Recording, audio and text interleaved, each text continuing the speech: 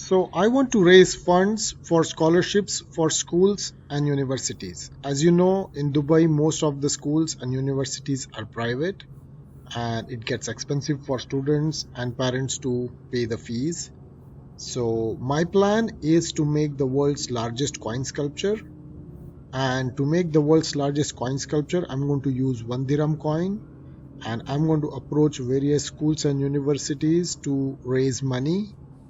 And then whatever the money is raised from each school and university will then be given to the schools and universities for scholarships.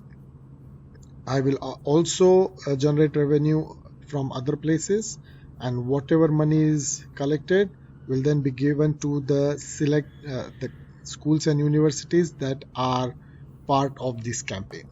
So what do you guys think? Is this a good idea?